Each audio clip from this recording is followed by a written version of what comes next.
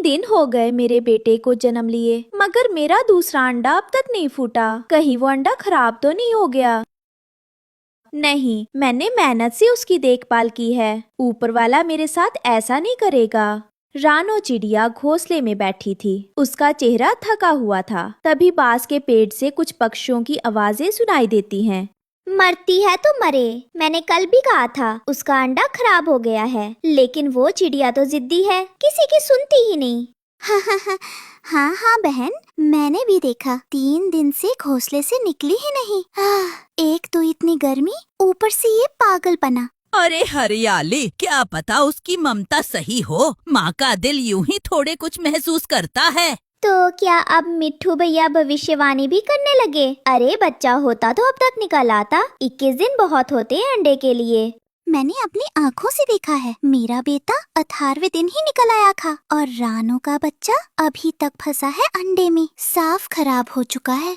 आप लोग क्यों उसकी उम्मीद को मार रहे हैं? वो माँ है और माँ तब तक हार नहीं मानती जब तक आखिरी सांस है।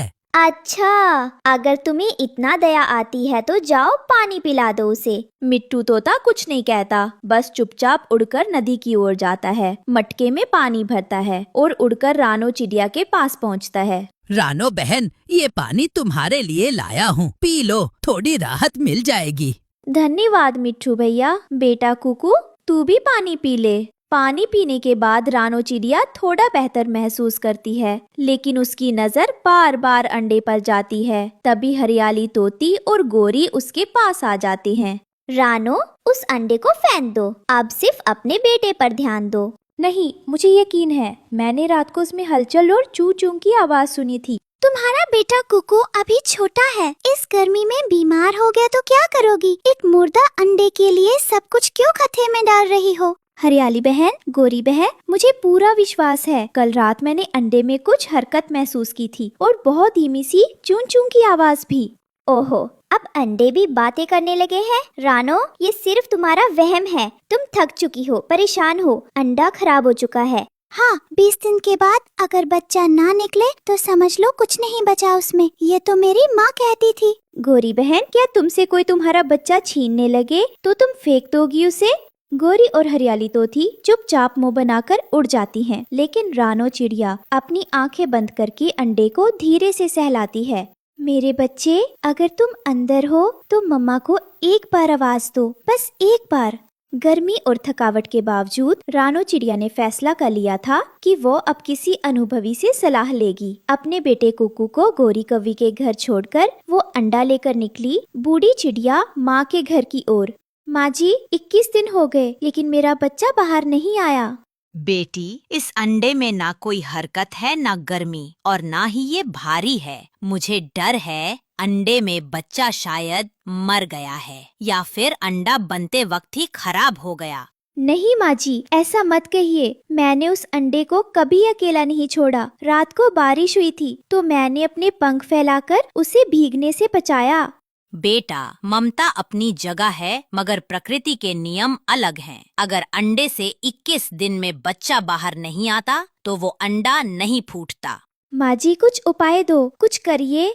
रानो, आखिरी उपाय है उल्लू दादा, वो विदेश से आया है, शायद वो कुछ मदद कर सके। रानो की आंखों में फिर से उम्मीद की चमक आ गई और वो दोनों अंडा लेकर उल्लू दादा के पास पहुँचे। दादाजी, 25 दिन हो गए मगर बच्चा नहीं निकला। मुझे देखने दो। वो शीशे से अंडा देखता है, फिर एक डंडी से अंडा हल्का मारता है, अंडा फूटता है। मम्मा, मम्मा, मेरी बेटी, मेरी गुड़िया। माँ का विश्वास जीत गया। ये खबर सुनकर रानो की पड़ोसन गोरी कौवी चलने लगती है और कहती है, ये रानो ना खुद को कुछ समझती क्या है, बस एक अंडे के लिए पूरा जंगल सिर पे उठा रखा है, और देखो तो सब इसे ममतामयी माँ कहने लगे हैं। तभी तोती गोरी के घर आती है। गोरी, क्या हुआ, क्यों इतना गुस्सा हो रही हो? क्या बताऊं तोती बहन, वो रानो के खराब अंडे में से एक बच्ची निकल आई है। रानो की ममता और उसकी खुशी देखकर गोरी कौवी का मन अब जलन से भर चुका था, और जंगल में चालाकी की बात हो तो कालू कौवा का नाम सबसे पहले आता है। एक दिन गोरी कालू कौवा के पास जाती है। कालू, ओ कालू भैया, बाहर आओ, तुम्हारी बहन आई है। अबे रात को क्या चांदी दिखाने आई है? क्या बात है गोरी तू इस वक्त?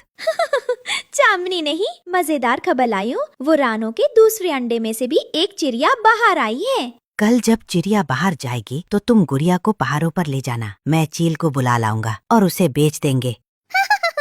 और फिर चीलडी से एक बोरी दाने लेकर बच्ची सौंप देंगे और रानो वो फिर अंडे बच्चे के गम में तड़पेगी। सुबह की पहली किरणें जंगल में बिखरी थी। रानो चिड़िया हमेशा की तरह अपने बच्चों को गोरी के पास छोड़कर दाना लेने जाने लगी, पर उसे क्या पता आज की सुबह उसके जीवन की सबसे खतरनाक होगी। गोरी, मैं दाना लेने जा रही हूँ, कृपया मेरी बेटी का ध्यान रखिए और आज उसके लिए कोई फल मत दीजिएगा, पेट भर है उसका। हाँ रानो, निश्चिंत होकर जा, मैं हूँ ना उसकी मासी जैसी, मैं खेला भी करूँगी उसके साथ। पर रानो उड़ जाती है और गोरी को भी बच्चों से बोलती है, चल गुड़िया, आज तुझे एक नया खेल दिखाती हूँ, पहाड़ों की चोटी से उड़ने का खेल। पर मम्मा ने कहा था पहाड़ों की तरफ मत जाना। अरे बच्ची, मम्मा ने तो कहा था खूब खेलना और मासी के साथ तो सब माफ है, चलो पीछे उड़ो, वैसे जैसे मैंने सिखाया था।